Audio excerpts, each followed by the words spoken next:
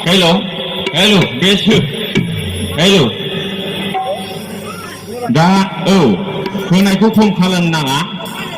ओमफ्राय जोंनावहाय हिनजाव खारनाय मोनसे प्रब्लेम जाना फैदों जोंनि बर' समाजाव थालिया बे मानो इसेबां प्रब्लेम जाखो नै मैयासो खारलायबायनो फिसा सानै इसे गिदिर गिदिर दंखायोनो बेनो खारबाय आरो बै हौवानाबो माबा फिसा गिदिर गिदिर दंखायो हिनजावबो दंखायो हिनजाव गैयाबा आलादा खोथामोन बेनाबो दंखायो खारबाय थालिया बे प्रब्लेम नै उमुक जिल्लानि उमुक उन्दै माबाखौनो 2 बोसोरल' जादोंमोन बेखौनो गारनानै खारबाय फिसायबो दंखायोमोन सोरबा सेंग्राजों खारबावबायसोनो होनबावो खोनादोंना मादै खोनादोंना दा बे प्रब्लेमा ओरैबायदि माने जोंनाथ' सासे सानैल' फिसा खांसैना नंगौ नाङा सासे सानैल' खाङो ना खाङा मादै ना बिसिबां ना मादै सानै दा सानैनि बारा लाया बेलाय खारखागोन नङा होमबा खमसे खम 7 लानांगौ माने सासे फिसा खांनायाव बोसोरबा सम नांगौ नाङा 2 बोसोरसिमा जाखायो आहारखौ जाखायो बियो नेथाबनानैब्लाबो जागोन गाबबावगोनसो मोनजायाबा मिथिबाय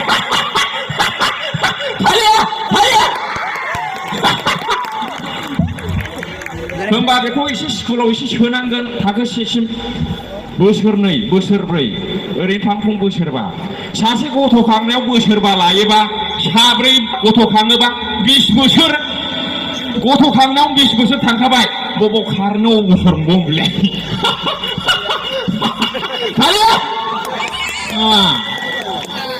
खारनायनि खारना हिनजाव खारनायनि खारनानो जाहैबाय फिसा सासे खांनायनिल' जाय 4 साबा थांबाय गुबुन हौवाजोंबो फन रायलायनो सम गैया बियो बे सासे गाबनोसैलाय जाहोनांगोन नङा होमबा बोसोर गियान हायोबा जेबो उसुबिदा गैया फाप गैयाना बियो फाप नङा बियो फिसा खांनाया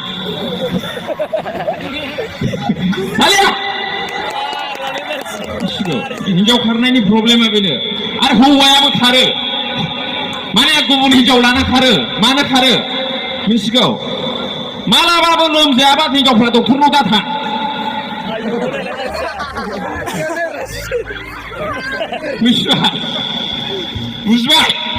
बुजिबाय दा माने गावहा फिसा लानो बानोसै सासे सानैल' लानोसै हिनजावा बिदियावनो हौवायाबो खारजायो मिथिबाय ओंखायनो 4 ला हिनजावफोरनो बिमाफोर बाजैमोन मिथिबाय